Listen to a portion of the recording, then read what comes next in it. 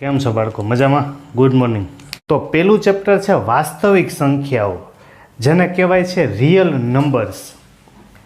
વાસ્તવિક સંખ્યાઓ એટલે કેવી? તો કે જેમાં ધન, ઋણ, પૂર્ણાંક, અપૂર્ણાંક, સમય, અસમય આ બધી સંખ્યાઓ આવેલી હોય. આપને એમ થાય કે એ બધી કેવી સંખ્યા, કયા ગણ? તો કે આપણે એન ગણ શીખ્યા હોય. એન ગણ છે જેને આપણે કહીએ છીએ નેચરલ સેટ.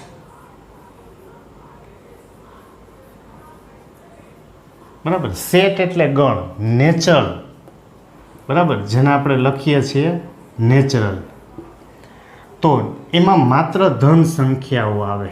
કેવી? ધન સંખ્યા. 1 2 3 4 1 2 3 4 આ બધી સંખ્યાઓ જે નેચરલ સેટ કહેવાય, એટલે કે ધન સંખ્યા કહેવાય. બરાબર. એના પછી ડબલ્યુ, જેને આપણે કહીએ છીએ હોલ નંબર. બરાબર, જેને આપણે કહીએ છીએ ગુજરાતીમાં પૂર્ણ સંખ્યાઓ. તો પૂર્ણ સંખ્યાઓમાં 0 અને ધન આવે. પૂર્ણ સંખ્યાઓમાં કઈ આવશે? 0 અને ધન સંખ્યા. એના પછી ઝેડ, જેને આપણે કહીએ છીએ પૂર્ણાંક સંખ્યા. પૂર્ણાંક સંખ્યાઓ. બરાબર. અને ઇંગ્લિશમાં આપણે ઇન્ટેજર કહીએ છીએ. તો પૂર્ણાંક સંખ્યાઓમાં કઈ કઈ સંખ્યા હોય? તો કે 0 આવે, ધન સંખ્યાઓ આવે અને ઋણ સંખ્યાઓ આવે. બરાબર. એના પછી ક્યુ, એટલે કે સમય સંખ્યા ગણ. સમય સંખ્યાઓ, જેને આપણે ઇંગ્લિશમાં રેશનલ નંબર કહીએ છીએ. તો સમય સંખ્યા એટલે શું? તો કે જેમાં અંશ અને છેદ આવતું હોય, પણ શરત એટલી છે કે અંશ છે એ ઝેડમાંથી આવે. એટલે કે ઝેડ એટલે 0 ધન કે ઋણ લઈ શકો અંશમાં, અને છેદ છે છેદ એ તમારે એનમાંથી લેવાનું છે. એન એટલે નેચરલ, મતલબ કે ધન સંખ્યા. છેદ હંમેશા ધન જ લેવાનો છે, અને અંશમાં તમે 0 ધન કે ઋણ લઈ શકો. ઓકે, આને બિલોંગ્સ ટુ વચાય આપણે આગળ લેક્ચરમાં વાત કરી ગયા છે. એના પછી આઈ, જેને કહેવાય છે અસમય સંખ્યાઓ. અસમય સંખ્યાઓ, જેને કહેવાય ઇરેશનલ સેટ. અસમય સંખ્યા એટલે જે સંખ્યા છે સમય ના હોય. જે સંખ્યા સમય ન હોય. બરાબર, જે સંખ્યાઓ સમય ના હોય. દાખલા તરીકે તમે લખો વર્ગમૂળમાં 2, તો વર્ગમૂળમાં 3, વર્ગમૂળમાં 5. બરાબર. તો હવે આવી સંખ્યા છે, આના છેદમાં કાંઈ ન હોય તો 1, તો છેદ છે એ એનમાં આવી જાય, પણ અંશ છે એ ઝેડમાં આવતું નથી. ઝેડમાં આવવા માટે 0 ધન કે ઋણ હોવું જરૂરી છે. એના પછીનો ગણ છે આર, જેને કહેવાય વાસ્તવિક સંખ્યા ગણ. બરાબર. તો વાસ્તવિક સંખ્યાઓ, જેને આપણે કહીએ છીએ રિયલ નંબર, કે જેની અંદર આ બધી જ સંખ્યાઓ આવતી હોય. એટલે કે કઈ કઈ એમાં સંખ્યા આવશે? તો એમાં 0 આવે, ધન સંખ્યાઓ આવે, ઋણ સંખ્યાઓ આવે, સમય સંખ્યાઓ આવે, અસમય સંખ્યાઓ આવે. બરાબર. પછી તો કે પૂર્ણાંકમાં આવી ગયું હોય. પૂર્ણાંક લ્યો તો એ પણ ઝેડ, એટલે કે પૂર્ણાંક સંખ્યા આવે, અપૂર્ણાંક સંખ્યા આવે. બરાબર. આ બધી જ સંખ્યાઓ છે એ આરમાં આવેલી હોય છે. તો આપણે આ વાતનો આપણે અભ્યાસ કરવા જઈ રહ્યા છીએ કે વાસ્તવિક સંખ્યાની અંદર 0 ધન ઋણ પૂર્ણાંક અપૂર્ણાંક સમય અસમય આ બધી જ સંખ્યાઓ આપણે લઈને આગળના મુદ્દા ઉપર જવાના છીએ. બરાબર. વાસ્તવિક સંખ્યાઓમાં એક જ એવી સંખ્યા છે કે જેનો સમાવેશ એમાં થતો નથી, અને એ જે સંખ્યા છે એ છે સંકર સંખ્યાઓ. સંકર સંખ્યાઓ જેને ઇંગ્લિશમાં કહેવાય છે કોમ્પ્લેક્સ નંબર. કોમ્પ્લેક્સ નંબર, બરાબર. હવે આ જે સંકર સંખ્યાઓનો ગણ છે જેને સી વડે દર્શાવાય, આ એક જ એવી સંખ્યાનો ગણ છે કે જે આર ગણમાં આવતું નથી. પણ આ તમારે 10મા ધોરણ સુધી કોર્સમાં સંકર સંખ્યાઓ છે નહીં. તમે 11મા ધોરણમાં સાયન્સમાં જઈ એ ગ્રુપ રાખી અને જ્યારે 5મું ચેપ્ટર ભણશો ત્યારે તમે આવશે સંકર સંખ્યા અને દ્વિઘાત સમીકરણ, બરાબર. ત્યારે આપણે આ ચેપ્ટરની આગળ વાત કરશું. રેડી? તો સંકર સંખ્યાઓ છે એને કહેવાય કોમ્પ્લેક્સ નંબર્સ. આ એક જ એવી સંખ્યા છે કે જે આરમાં આવતી નથી. બાકી એન, ડબલ્યુ, ઝેડ, ક્યુ, આઈ આ બધી જ સંખ્યાઓ કયા ગણમાં આવેલી હોય? આર ગણમાં, બરાબર. તો આર ગણમાં આવતી સંખ્યાઓ લઈ અને આપણે આગળના ટોપિકમાં હવે જાશું. આપણે મૂળ ચેપ્ટરની શરૂઆત કરશું. ઓકે, તો આપણે આપણો પહેલો ટોપિક શરૂ કરીએ. તો સૌથી પહેલો મુદ્દો આપણને આપેલો છે યુક્લિડની ભાગવિધિ. યુક્લિડની ભાગવિધિ. યુક્લિડ છે એને ભૂમિતિનો પ્રણેતા કહેવાય છે. એટલે કે સૌથી છેલ્લામાં છેલ્લું લેટેસ્ટ ભૂમિતિ છે એ યુક્લિડના નામે છે. ભાગવિધિ એટલે શું? તો કે ભાગાકાર કરી અને ભાગફળ અને શેષ મેળવવાની ક્રિયાને ભાગવિધિ કહેવાય. આપણે કોઈ પણ ભાગાકાર કરીએ છીએ, બરાબર. અહીંયા દાખલા તરીકે આપણે એ લખીએ છીએ, અહીંયા હું બી લખું છું, અહીંયા હું ક્યુ લખું અને ભાગાકાર કરી અને શેષ વધે એને હું આર લખું છું, બરાબર. તો આપણને ખબર છે કે કોને શું કહેવાય છે. આ એ છે, એ જે ભાગાકારમાં એને આપણે કહીએ છીએ ભાજ્ય. બી જેને આપણે કહીએ છીએ ભાજક. આ ક્યુ છે એને આપણે કહીએ છીએ ભાગફળ, બરાબર. અને આર છે, આર એને આપણે કહીએ છીએ શેષ. તો આ ભાગાકાર આપણે વર્ષોથી આ શીખતા આવીએ છીએ કે ભાજ્ય એ, આ ભાજક, ભાગફળ અને શેષ. હું એક સામાન્ય એક ભાગાકાર લખું. દાખલા તરીકે તમે 7 ભાગ્યા 2 કરો, બરાબર. તો 2, 3, 6 કેટલા વધ્યા? 1. તો હવે 7 છે, 7 એ કોના જેટલો થાય? તો કે 7 છે આ ભાજક, એને ગુણ્યા તમે ભાગફળ કરો અને વત્તા તમે શેષ કરો. એટલે જો 7 થતા હોય, 3, 2, 6, 6 વત્તા 1 એટલે 7, બરાબર. તો આમાંથી આપણને ખબર પડે કે હંમેશા ભાજ્ય છે, ભાજ્ય એટલે કે આ એ ભાજ્ય બરાબર ભાજક એને ગુણ્યા ભાગફળ પ્લસ શેષ, બરાબર. એટલે કે ભાજ્ય આપણી પાસે હતું એ બરાબર આ બી ક્યુ પ્લસ આર. પણ ક્યારે એવો ભાગાકાર ના હોય કે આ ભાજક છે, ભાજક એના કરતાં કોઈ દી શેષ મોટી ના હોય અને હોય ભાગાકાર ખોટો હોય, બરાબર. એટલે કે આ ભાજક કરતાં શેષ હંમેશા કેવી હોય? નાની. હવે દાખલા તરીકે તમે 6 ભાગ્યા 2 કર્યા હોત તો 2, 3, 6 તો 0. જો 6 લીધા, 7 લીધા, બરાબર. ધારો કે મેં 9 લીધા હોત, 9 ભાગ્યા 2 કરું તો 2, 4, 8 કેટલા વધે? 1.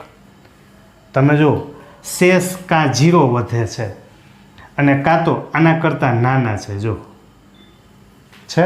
એટલે એના માટે આપણે એક અગત્યનું સૂત્ર ધ્યાન રાખવાનું કે શેષ છે, શેષ એ હંમેશા આ શેષ કાં 0 થાય અથવા 0 કરતાં મોટા હોય. શેષ કાં 0 થાય અથવા 0 કરતાં મોટા હોય, પણ એ હંમેશા બી કરતાં કેવું હોય? નાનું. બી એટલે કે ભાજક. ભાજક કરતાં શેષ હંમેશા કેવી હોય? નાની. બરાબર. તો આપણે આ સૂત્રને ધ્યાન રાખશું કે એ બરાબર બી ક્યુ પ્લસ આર, પણ આર કેવો? તો કે 0 અથવા 0થી મોટા પણ બી કરતાં નાના. બી એટલે કોણ? તો કે બી એટલે ભાજક. ભાજક કરતાં શેષની કિંમત હંમેશા કેવી હોય? નાની. બરાબર. ક્લિક થઈ ગયું. શેષ હંમેશા ભાજક કરતાં કેવું હોય? નાનું. અને ભાજ્ય બરાબર ભાજ્ય છે, ધ્યાન રાખજો. ભાજ્ય બરાબર ભાજક ગુણ્યા ભાગફળ, આ બેનો ગુણાકાર વત્તા શેષ. બરાબર. ભાજ્ય બરાબર ભાજક ગુણ્યા ભાગફળ વત્તા શેષ. આ રીતે ભાગાકાર કરી અને ભાગફળ અને શેષ આપણે મેળવવાનું. બરાબર. તો સૌથી પહેલાં આ યુક્લિડે આપણને ભાગાકાર કરી, આજે આપણે ભાગાકાર કરીએ છીએ, ભાગાકાર કરી અને ગુસા મેળવવાની રીત આપી હતી. ગુસાઅ મેળવવાની રીત. બરાબર. તો સૌથી પહેલો પ્રકાર કે યુક્લિડની રીતે ગુસા મેળવો. બરાબર. ગુસા એટલે ગુરુત્તમ સામાન્ય અવયવ. ગુરુત્તમ એટલે મોટા મોટું, સામાન્ય એટલે કે સરખું, અવયવ એટલે ભાગ. તમને જે સંખ્યા આપે એમાંથી વધારેમાં વધારે સરખું હોય એ તમારે લઈ લેવાનું. બરાબર. જો વર્ષો પહેલાં આપણે સામાન્ય વાત હવે શીખવાડતા, દાખલા તરીકે 8 હોય, 8 તો આપણે એના ભાગ પાડીએ, 2 2 4, 4 2 8. નાનામાં નાના ભાગ પાડવાના. કેવા ભાગ? નાનામાં નાના, જેને આપણે અવિભાજ્ય ભાગ કહીએ છીએ. હવે આના ભાગ પડે નહીં. પછી ધારો કે આપણે 12 લીધા હોય, તો 12ના હું ભાગ પાડું તો 2 3 6, 6 2 12. બરાબર. તો બેયમાં સરખું હોય એવું કોણ? તો કે એક તો 2, એટલે એક વખત 2 લઈ લીધા. તમને એમ લાગે હજી બેયમાં 2 સરખા છે, તો હજી પાછા 2 લઈ લ્યો. તો 2 ગુણાકારમાં 2 એટલે કેટલા? 4. તો આપણને ગુસા મળી ગયો. ગુસા કેટલો મળ્યો? 4. પણ આ આપણે અવિભાજ્ય ભાગ પાડીને લખ્યું છે. યુક્લિડે તો ભાગાકાર કરીને કીધું છે. બરાબર. તો આ સામાન્ય રીત થઈ કે ભાગ પાડી અને આપણે શું મેળવ્યું? ગુસા. હવે આપણે આ જ વાતને યુક્લિડ માટે લઈ જાય. આપણે સંખ્યા લીધી છે 8 અને 12.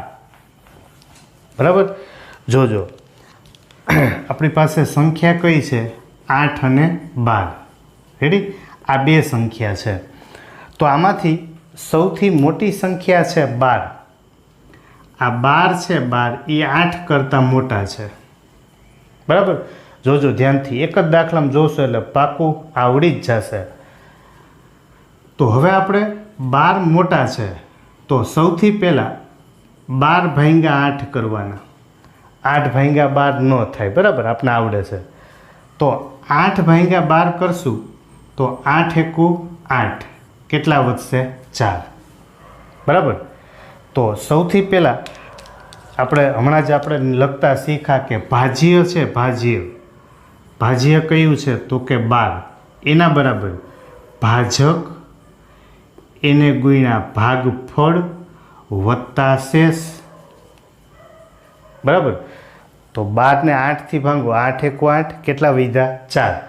તો આ આપણી પાસે ભાજ્ય હતું. એ કોના જેટલું હોય? તો કે ભાજક એને ગુણ્યા ભાગફળ વત્તા શેષ. હવે એનાથી આગળ જે ભાજક છે, જોજો બરાબર ધ્યાનથી, ભાજક છે આને, એના કરતાં શેષ તો નાની જ હોય. તો હવે એ બેનો ભાગાકાર કરવાનો. 8 ભાગ્યા 4, તો 4 2 8. તો હું મળ્યું 0. તો આપણે પાછું લખશું.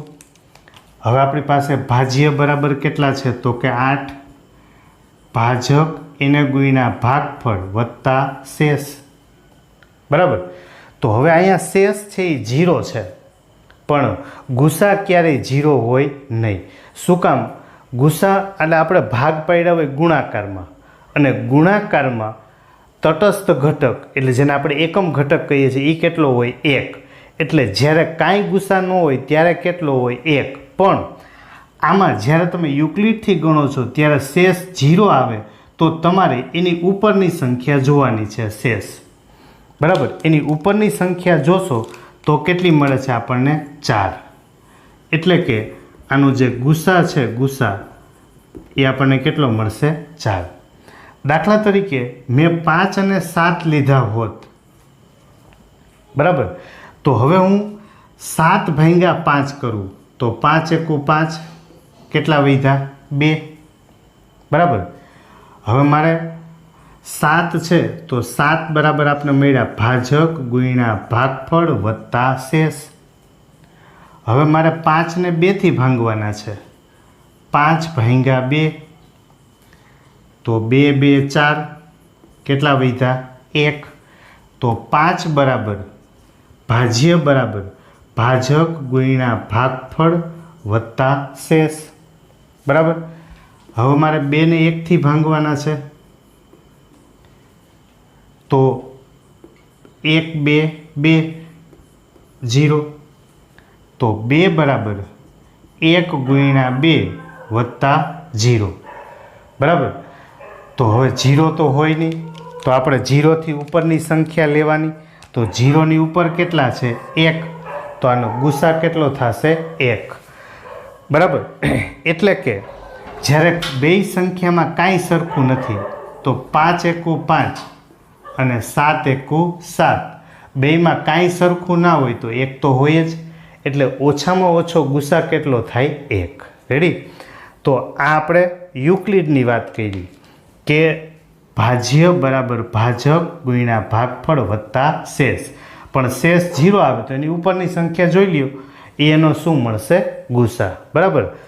તો આ પહેલી રીત યુક્લિડની રીતે ગુસા. હવે આપણે સ્વાધ્યાયના દાખલામાં જઈએ બરાબર.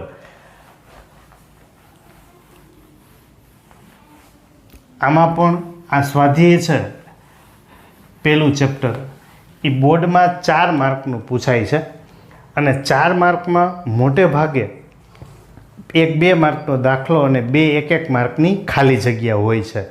એટલે મોટા સાબિતીના દાખલા આપણે આમાં પણ વચ્ચે લેશું નહીં, એને આપણે છેલ્લે રાખશું બરાબર. જો સૌથી પહેલાં રકમ આપેલી છે 135 અને 225.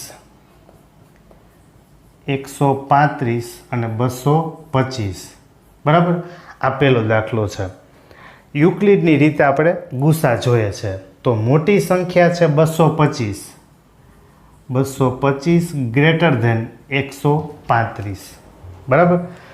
તો આપણે સૌથી પહેલાં 225 છે 225 એને આપણે 135થી ભાંગશું.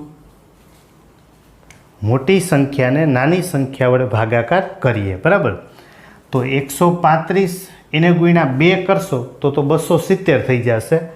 135 એકુ 135 બરાબર. આમાં ભાગાકાર સામાન્ય આવડશે એટલે બધાય દાખલા આવડે એવા છે. 5માંથી 5 જાય તો 0. 22માંથી કેટલા બાદ કરવાના છે 13. એટલે આપણી પાસે વધશે અહીંયા કેટલા 9. જો આના કરતાં નાનું છે.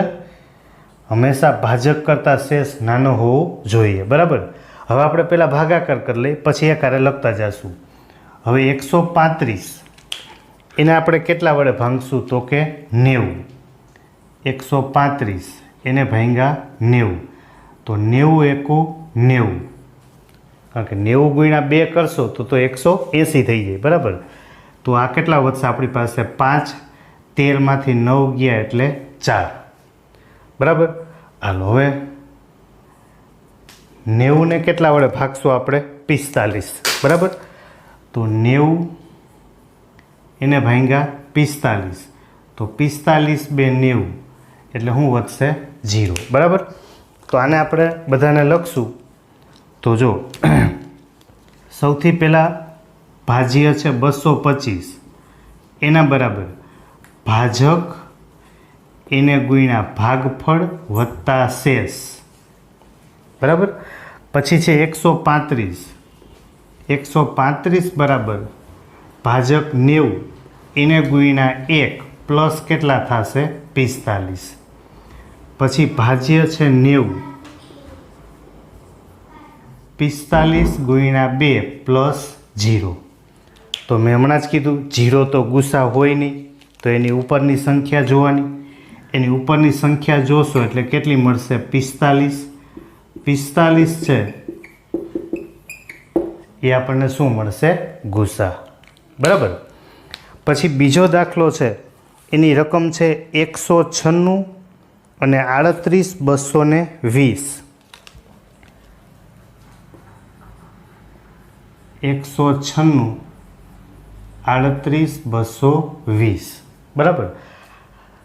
તો ગમે એટલા દાખલા લ્યો, ગમે એવા આંકડા આપે, મૂળ વાત એક જ છે. મોટી સંખ્યા છે 38,220 ગ્રેટર ધેન કેટલા થશે 196. તો 38,220 એને ભાંગ્યા આપણે કેટલા કરશું 196, બરાબર. તો 196 એને ગુણ્યા 2 કરીએ, આને 196 ગુણ્યા આપણે 2 કરીને જોઈ લઈએ. દાખલા તરીકે હું આને 200 લઈ લઉં, 196 છે, કેટલા લઈ લો 200. 200 ને ડબલ કરી નાખો એટલે થશે 400. અહીં મેં 4 વધાર્યા હતા, તો 4ના ડબલ એટલે 8 બાદ કરી દઉં તો 100 અહીંયા થઈ જશે 392. તો એક જ ભાગ આવશે 196, બરાબર. ગુણાકાર તમે સામાન્ય રીતે ગણી શકો. એ હવે અહીં 10 કો લઈ લે, 10 ને 2 12, 12માંથી 6 ગયા એટલે 6. અહીં કેટલા વધશે 7 એટલે 37. 37માંથી કેટલા બાદ કરવા છે તો કે 19, બરાબર. તો 37માંથી આપણે 19 બાદ કરવા છે, પાછો 10 કો લઈ લે 17, 17માંથી 9 જશે એટલે 8, 2, 2માંથી 1 ગયા એટલે 1. તો જો આના કરતાં નાનું આવી ગયું. હવે તો કે ઉપરથી ઉતારીએ 2, 1862. તો 196, બરાબર, એને આપણે 10 વડે જો ગુણીએ ને તો 1960 થાય. એટલે 10 વડે નહીં ગુણીએ નહીં થાય, બરાબર. તો 9 વડે ટ્રાય કરીએ. તો 9 6 54, 5, 9 9 81, 81 ને 5 86, 8, 9 1 9 ને 8 17, બરાબર. તો 9 ભાગ આવશે 1700 ને કેટલા થશે 64, બરાબર. મેં તમને કીધું ને ખાલી ગુણાકારને સાદો ભાગાકાર, આને સિવાય કાંઈ નથી. હવે આપણે આના બાદ બાકી કરીએ તો 12માંથી 4 જાય એટલે 8, બરાબર. અહીંયા આવશે 5, 15, 15માંથી 6 બાદ કરીએ એટલે 9. અહીંયા આવશે 7, 17માંથી 17 ગયા એટલે 0. ઉપરથી ઉતારીએ આપણે 0, 980. તો 196 છે એટલે આપણે અંદાજે 200 ગણીને જઈએ તો 200 ચોખ્ખું 800, 250 કરશું તો કેટલા થશે 1000. તો આને આપણે 5 વડે ગુણીને જોઈ લઈએ તો 5 6 30, 3, 9 5 45 ને 3 48, 4, 5 1 5 ને 4 9. તો 5 ભાગ આવશે, 5 ભાગ હલાવશો એટલે કેટલા થઈ ગયા 980, બરાબર. તો આમાં તો આપણી પાસે એકવારમાં જ શેષ 0 આવી જાય છે. તો 38,220 એના ભાગ પડ્યા 196 ગુણ્યા 195 પ્લસ શેષ 0. આપણને થાય કે સાહેબ શેષ તો 0 આવી ગયું. એની ઉપર હોય ગુસા, પણ એની ઉપર તો ખાલી છે. પણ તમને કોઈ સંખ્યા હારે ગુસા કીધું તો 38,220 છે, એના ભાગ આ પડ્યા, આ ભાગ પડ્યા. અને બીજી સંખ્યા આપણને કઈ આપી હતી જેની યાર આપણે ગુસા જોતો હતો તો કે 196. તો એ લઈને જોઈ લેવાય. 196 બરાબર એના ભાગ પાડો તો 196 એકો 196. તો બેયમાં સરખું હોય એવું આપણને શું મળ્યું જેને આપણે ગુસા કહીએ છીએ? તો કે બેયમાં સરખું હોય એવું છે 196 બરાબર. તો આપણે ગુસા કેટલો મળશે? તો કે 196. તો શું કર્યું? ફરીથી 196 વડે આનો ભાગાકાર કર્યો તો 196 ગુણ્યા 195 કરો, ભાજક ગુણ્યા ભાગફળ વત્તા શેષ. તો આ તો 0 જ છે. તો 196 ગુણ્યા 195, 196 ને આપણે ભાગ પાડ્યા 196 એકુ 196, બીજા તો ભાગ પાડવાની જરૂર નથી કારણ કે ઓલરેડી બેમાં સરખા કેટલા છે? 196. તો આનો ગુસા કેટલો થશે? 196. ઓકે. જો એની આગળ હજી એક ગણીએ 867 અને 255. માત્ર સંખ્યાઓ બદલશે, રીત નહીં બદલે બરાબર. આને આપણે યુક્લિડની રીતે ગુસા મેળવવું છે એટલે આપણી પાસે 255 એ નાની સંખ્યા છે, 867 બરાબર એ મોટા છે કોના કરતાં? 255. તો 867 એને ભાંગ્યા 255. હવે 255 છે અને આપણે 250 ગણીએ અંદાજે તો 250 ગુણાકારમાં 3 કરીએ ને તો 750 થાય. જો 4 કરીએ તો 1000 થઈ જાય એટલે 4 તો ભાગ હાલશે નહીં બરાબર. તો આપણે 3 ગુણાકાર કરીને જોઈ લઈએ. 255 એને ગુણ્યા 3 તો 3 5 15, 3 5 15 ને 1 16, 3 2 6 ને 1 7. તો 3 ભાગ હાલશે બરાબર.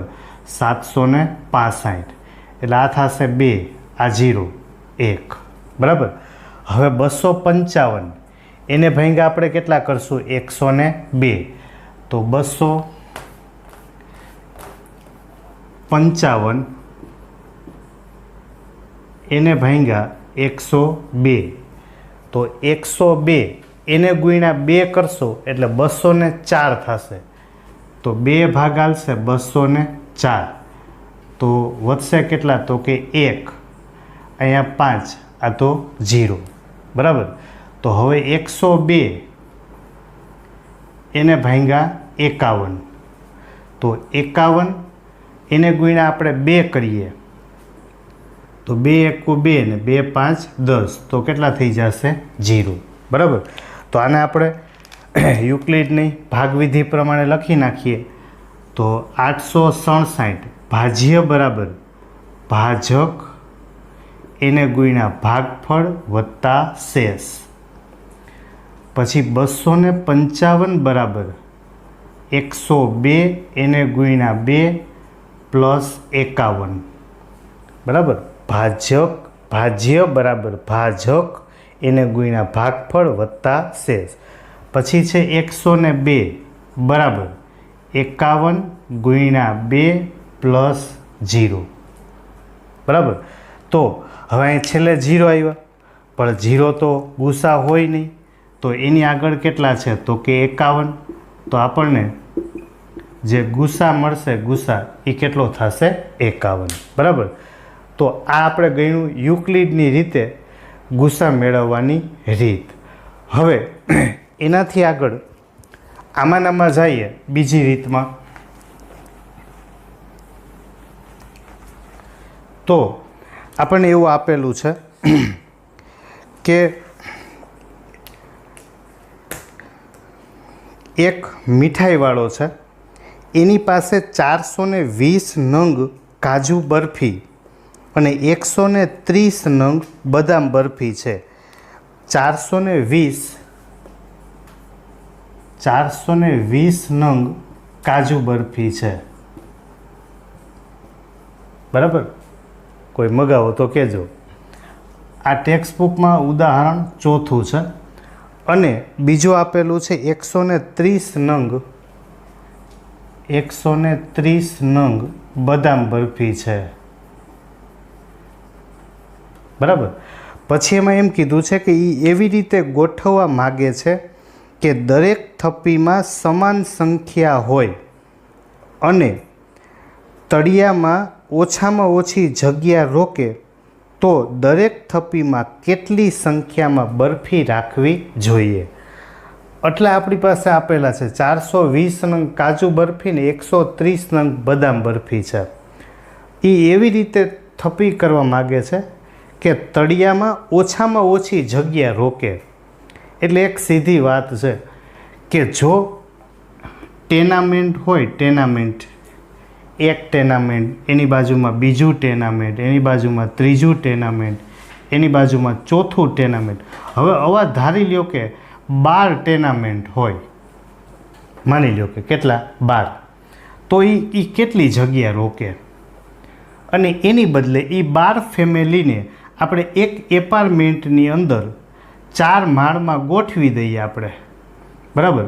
અહીંથી તળિયો મૂકો એટલે આ પહેલો માળ, બીજો માળ, ત્રીજો માળ અને ચોથો માળ, બરાબર. 4 માળ, એક માળે 3 ફ્લેટ ગોઠવી દો તમે,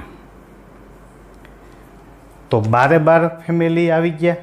અહીંયા 12 ટેનામેન્ટ હતા, એ 12 મેં ફ્લેટમાં ગોઠવી દીધા. તો જગ્યા છે, જગ્યા જો આમાં ફ્લેટમાં ઓછી રોકાય અને આમાં વધારે રોકાય. એનો અર્થ એવો થયો કે જો તમારે તળિયામાં ઓછામાં ઓછી જગ્યા રોકવી હોય, ઓછામાં ઓછી તળિયામાં જગ્યા રોકવી છે, તો જો શબ્દ આવ્યો ઓછામાં ઓછી જગ્યા જો તમારે રોકવી હોય તો એમ કીધું કેટલી સંખ્યામાં બરફી છે એ રાખવી જોઈએ. તો 420 અને 130 છે, ઓછામાં ઓછું બેયમાં સરખું હોય એવી સંખ્યા આપણે લઈએ. તો 420 છે એ મોટા છે કોના કરતાં? 130 કરતાં, બરાબર. તો 420 એને ભાંગ્યા આપણે કરશું 130, તો 3 ગુણીએ એટલે 13 3 39, બરાબર. એટલે 0, 40 41 ને 42 એટલે કેટલા વધશે? 3. હવે આપણે 130 એને ભાંગ્યા કેટલા કરશું? 30, તો 30 ચોખ્ખું 120, કેટલા વધ્યા? 10. ફરી પાછું 30 એને ભાંગ્યા 10, તો 10 3 30, કેટલા વધ્યા? 0. તો હવે તમે આને લખશો તો 420 બરાબર 130 ગુણ્યા 3 પ્લસ 30, ભાજક ગુણ્યા ભાગફળ વત્તા શેષ. 130 બરાબર 30 ગુણ્યા 4 પ્લસ 10 અને 30 બરાબર 10 ગુણ્યા 3 પ્લસ 0. તો 0 તો હોય નહીં ગુસા, એની ઉપરની સંખ્યા છે, એની ઉપરની સંખ્યા આપણને કેટલી મળશે? તો કે 10. તો આનો ગુસા કેટલો મળ્યો આપણને? 10. ગુસા એટલે ગુરુત્તમ સામાન્ય અવયવ. તો વધારેમાં વધારે તમે સામાન્ય રાખી શકો, મતલબ બેમાંથી સરખી સંખ્યામાં થપ્પી કરવી છે. જો સામાન્ય એટલે સરખું, બેમાં સરખું રાખી શકો એવી તમે કેટલી સંખ્યામાં વધારેમાં વધારે રાખી શકો? 10, બરાબર.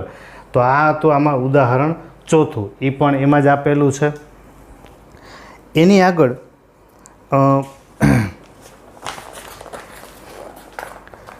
ઉદાહરણ 1.1માં ત્રીજો દાખલો છે, એ પણ આવો જ એક આપેલો છે આપણને.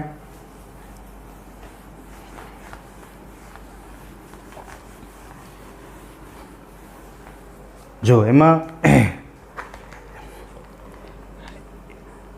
એવું આપણને આપેલું છે કે એક લશ્કરનું 616 સભ્યનું જૂથ, 616 સભ્યો છે, બરાબર. એ સભ્યોનું જૂથ લશ્કરના બેન્ડના, લશ્કરનું જેલું બેન્ડ જે લશ્કરમાં વગાડતા હોય બેન્ડ, એના 32 સભ્યો, 32 સભ્યોની પાછળ કૂચ કરી રહ્યું છે. કૂચ મતલબ એની પાછળ આવી રહ્યા છે.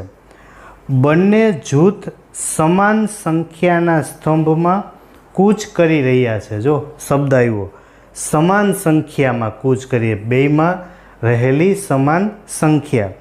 તો કોઈ પણ સ્તંભમાં મહત્તમ કેટલા સભ્યો? મહત્તમ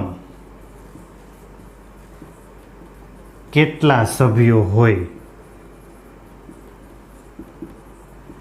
બરાબર. તો એમાં જો શબ્દ આવ્યો મહત્તમ. મહત્તમ એટલે મોટામાં મોટું, જેને આપણે ગુરુત્તમ કહીએ છીએ. એટલે કોઈ પણ દાખલામાં મહત્તમ શબ્દ આવે, મહત્તમ જેને આપણે શું કહીએ છીએ ગુરુત્તમ, વધારેમાં વધારે, એટલે બેયમાં ગુસા લેવાનો. ગુરુત્તમ, સામાન્ય, અવયવ. તો 616 છે બરાબર, એ મોટા છે કોના કરતાં? તો કે 32 કરતાં. તો 616 એને ભાંગ્યા કેટલા કરશું આપણે? 32. તો 32 દુ 64 થઈ જાય. તો 32 એકુ 32. તો અહીંથી 11, 11માંથી 2 બાદ કરશો એટલે 9.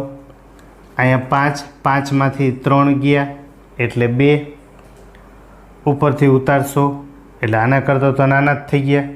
ઉપરથી ઉતારીએ 6, 296 બરાબર. હવે 32 10 કરીએ તો 320 થાય. 32 10 તો 32 9 કરીએ, 9 2 18, 9 3 27 ને 1 28. તો 9 ભાગ હાલશે બરાબર. તો આપણે 9 ભાગ હલાવશું તો કેટલા થશે? તો કે 288. તો કેટલા વધશે? તો કે 296. એમાંથી 288 આપણે બાદ કરવા જ, એટલે કેટલા વધશે? 8 બરાબર. જો આના કરતાં નાનું થઈ ગયું. હવે તો કે હવે 32 ભાંગ્યા આપણે 8 કરશું. આજે 32 એને ભાંગ્યા કેટલા કરશું? 8. 8 ચોખ્ખું 32 એટલે એ થઈ ગયું 0. તો 616 ભાજ્ય બરાબર ભાજક એને ગુણ્યા ભાગફળ વત્તા શેષ, અને 32 બરાબર તો 8 ગુણ્યા 4 પ્લસ 0. તો 0 તો હોય નહીં. તો 0ની ઉપર આપણી પાસે કઈ સંખ્યા છે? તો કે 8. એટલે ગુસા છે, ગુસા એ કેટલો મળશે આપણને? 8. એટલે કે આપણે મહત્તમ કેટલા સભ્યો રાખી શકીએ? તો કે મહત્તમ 8 સભ્યો રાખી શકીએ બરાબર.